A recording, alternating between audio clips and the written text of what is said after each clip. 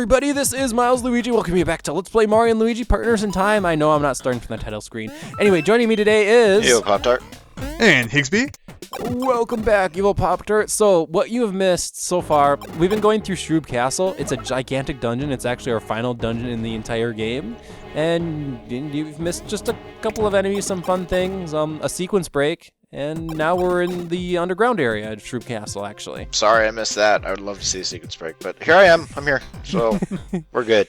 Fun fact about the sequence break that you missed is if I would have taken it, this underground area I would have completely skipped, actually. And I would have taken the sequence breaking 100%. So. Okay, but the enemy that you just saw, which I did actually just cut that battle out, was Shroobsworth. So now we're gonna put everyone's gonna put their plumber skills to the test. As just imagine if you were a plumber and now you're in an alien sewer. It doesn't look that much different from the regular ones, just kind of spookier, I guess. Spookier and shroobier with all the purple crap all over the place. Purple veins all over the place. I'm just gonna I-wind bomb this battle. But yeah, if you were in an alien sewer, it's like a lot of the, I guess, agreed upon standards that regular plumbers follow, like pipe fittings and sizes and other things like that and regulations would be totally different. Totally different. So now you have to adapt to this new environment where it's like, well, I understand how plumbing works and like water and sewage flows through pipes, but it's like, wow, totally different. Which begs the question, what kind of like sewage do Shroobs actually have where they're using the sewer? Are we seriously asking, you know, like, what's going through these pipes? Not something I thought I would have to think about today, but... Did you ever think you would think and question yourself, do aliens have to go to the restroom? I'll leave it really nicely like that. Because maybe we're totally on the wrong track. Maybe that's just a whole bunch of like excess vim that's just floating around in this sewer. Also, I missed something here, which actually part of it was flattening the baby brothers, and then the other part of it was activating this fan over here. There we go. So now I can go through this underground, like, background area. I kind of like the atmosphere the background area of the underground area has. It feels like a storage closet that someone hasn't been in years. Overall, I really like this whole underground section. I think it's cool. It is. There we go. Up the other end we go. And by pressing that one button, some stairs form for us. There we go. But the sewers are actually probably one of our better places to get the rare equips that I'm currently trying to get after. The pants best equips I'm trying to get after because it has a lot of Shroobsworths and Shroobsrexes in it. So like if you're trying to grind for equips like I am, this is kind of the area where you want to go for. I suppose I didn't explain to you, Evil Pop-Tart, but there's 2 equipment drops in this area. The best equipment's in the game. One of them is 100-point pants, and the other one's a pair of pants that I haven't gotten yet, but it's the best equipment for Mario and Luigi. And they only are enemy drops. One of them off of Shroobsworth, and the other one off of Shroobrex. Okay. So my goal is to get them, and I have a strategy in mind. I picked up a badge last time called the Treasure Badge, which guarantees an item drop. So by guaranteeing an item drop, it makes it more likely for me to get the rare items because I'm guaranteed to get a drop. The question is, do I get the drop or the rare drop? Okay, gotcha. People were pointing out last time that you actually got the rare drop, and it wasn't something that you got as a result of the treasure badge, which that was pretty cool, I have to admit. Don't get me wrong, though. The treasure badge helps a lot, so... There we go. Like how I snuck in on that Shroobsworth. There is actually technically a new enemy here that we saw earlier called the Ghoul Guy. So these guys are just like every other, I guess, ghosty shy guy in the entire game, except Ghoul Guys are way faster than the other guys. Way faster.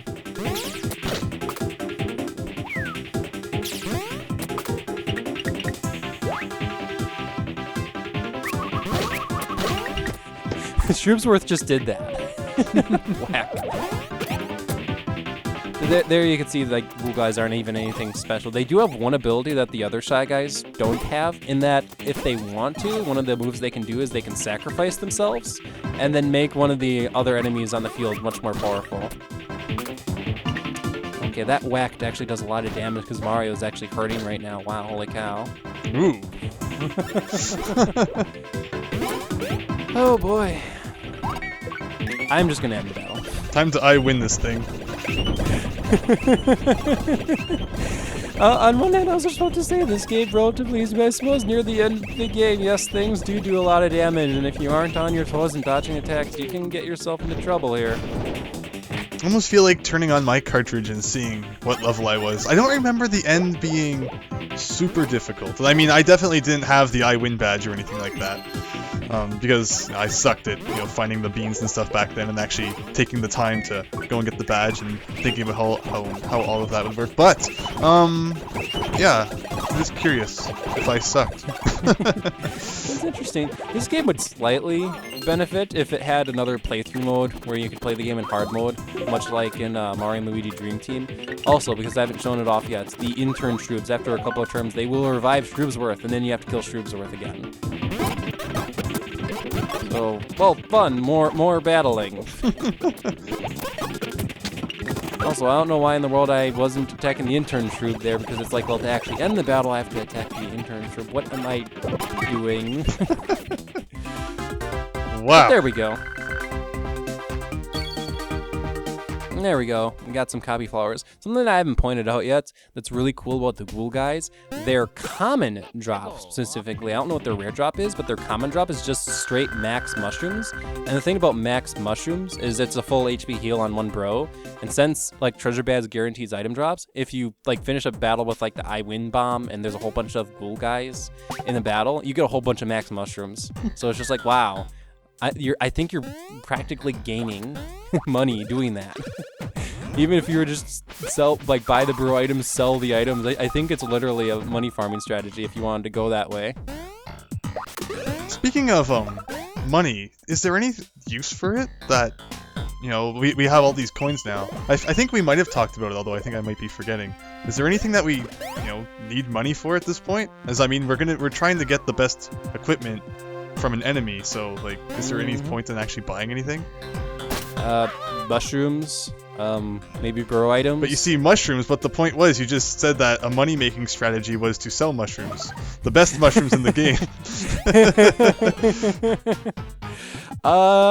Gold? Getting gold?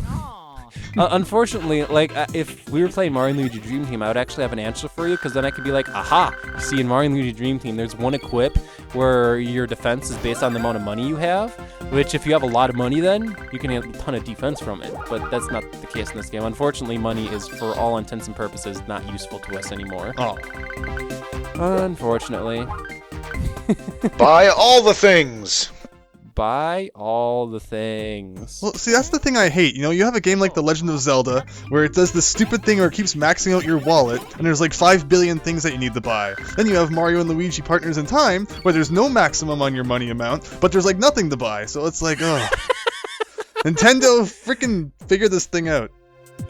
To be fair, this game was actually made by Alpha Dream, so maybe you should be going, Alpha Dream, what are you doing? Making it so I don't need money. I suppose I am referencing Dream Team, or I may have mentioned this at one point, but like Mario and Luigi Dream Team is, I personally think, one of the most well put together Mario and Luigi games.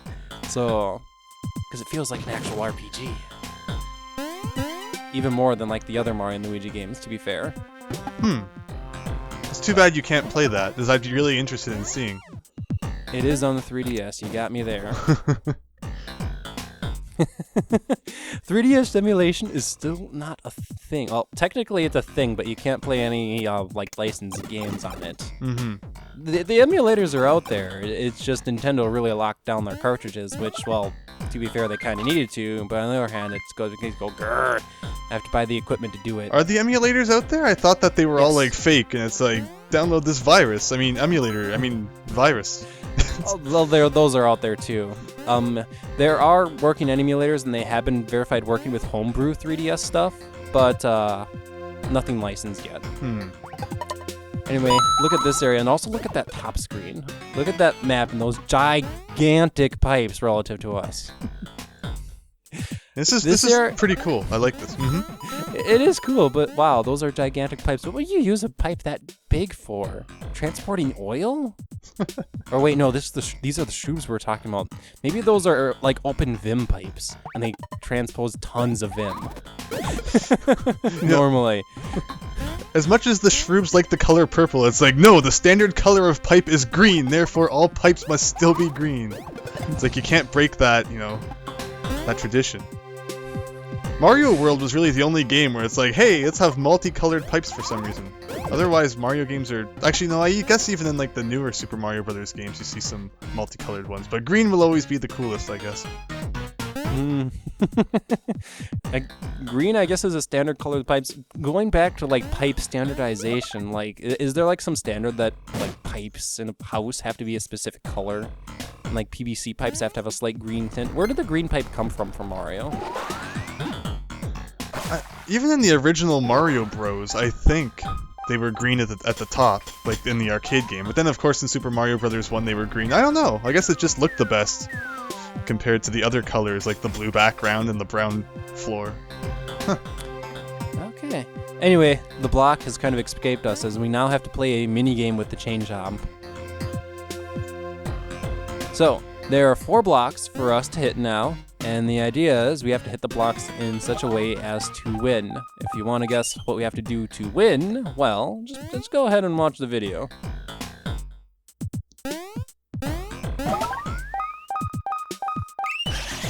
So by doing this, I shoot a laser, but it goes to the wrong pipe. So we actually have to line up the way we hit these blocks in order to be able to continue on forward.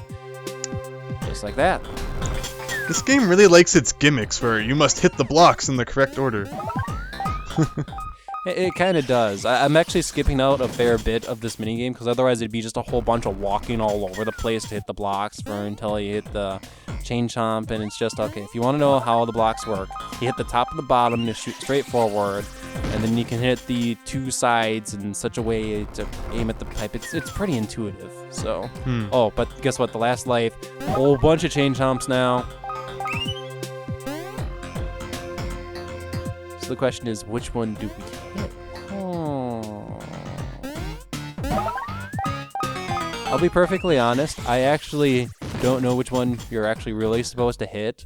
So my strategy was, I'm just going to shoot forward until I'm right.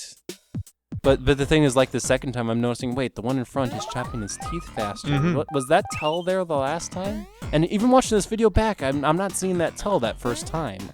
Do you have to get it wrong the first time?